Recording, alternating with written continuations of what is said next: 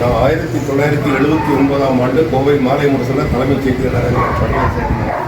அந்த பணியில் சேர்ந்த காலம் தொட்டு நான் எந்த மாவட்டத்தை சேர்ந்தவன், எந்த மதத்தை சேர்ந்தவன், யாருங்கிறத அறியாமல் என்கிட்ட ஒரு அன்பு கட்டாங்க.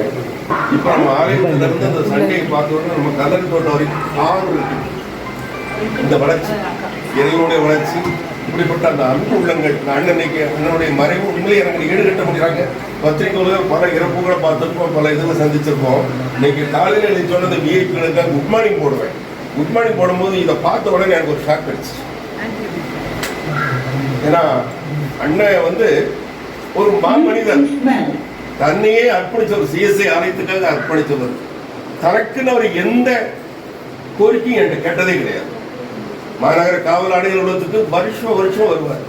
வந்தவுடனே அந்த அசனத்துக்கு அப்போ அவங்க அந்த அதிகாரி என்ன சொல்றாரு, உங்க ஆலயத்துக்கு நீங்க 5000 பேர் கேட்பீங்க, 20,000 பேர் வருவாங்க, நீங்க எப்படி மேனேஜ் பண்ணுவீங்க, உங்களுக்கு நாங்கள் போலீஸ் போட முடியுமா பாரு.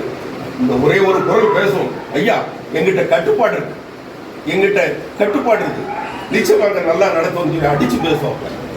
எனக்கு கஷ்டமா இருக்குது.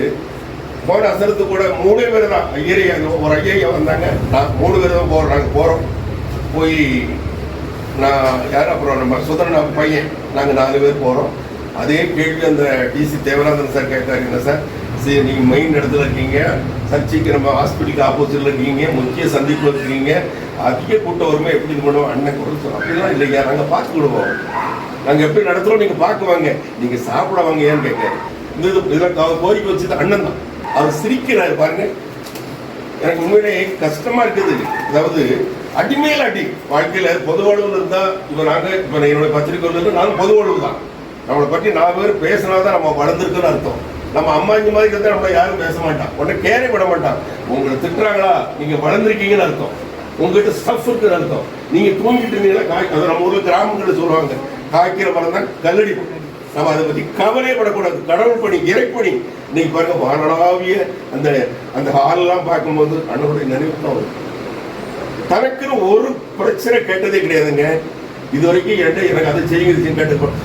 நான் இந்துவா இருந்தாலும் அந்த பைபிள் நல்ல போராட்டத்தை போறீங்கன்னா ஓட்டத்தை ஓடுறீங்க, விசுவாசத்தை காத்துக்கொண்டேன், விசுவாசத்தை காத்துக்கிட்டேன். அது அந்த இது பொருந்துறது ஒரு தான் அடிச்சு சொல்லுவேன். உண்மையிலே எனக்கு கஷ்டமா இருக்குது. அதனால அண்ணன் 2 அடிங்க, அடிமேல் அடி. இந்த அடியில் அத்தனை பேர் அசந்துருவான். அது ஒரு இந்த பாட்டு கேட்டுருக்கலாம். பூமி அது இருந்தாலும் ஆடி பொங்கினாலும் என்ன நேரிட்டாலும் 5 அடி. அந்த வார்த்தை அப்படி மனப்பாடம் எந்த இடத்துல பயப்பட மாட்டேன். அந்த ஒரு துணிவு, அன்பு, தூய்மையான உள்ள ஒன்றும் சம்பாதிக்கிற வாழ்க்கை. நல்ல மக்களை சம்பாதிச்சாரு, ஆலயத்தை நல்ல இது பண்ணாரு, 4 பேருக்கு குடும்பத்துக்கு வளர்ச்சிக்காக பாடுபட்டாரு. இந்த ஆன்மா இறைவடி சேர்ந்திருக்கு. எனக்கு தாங்க முடியாத துயரம். உண்மையில இந்த குடும்பத்துக்கு நான் என்னைக்கும் நம்ம பக்கபலமாக இருக்கணும், இந்த சமுதாயம் ஒற்றுமையாக இருக்கணும்னு சொல்லி இதுக்கு முன்னாடி நம்ம உறுதி பண்ணிக்கிறேன். நன்றி.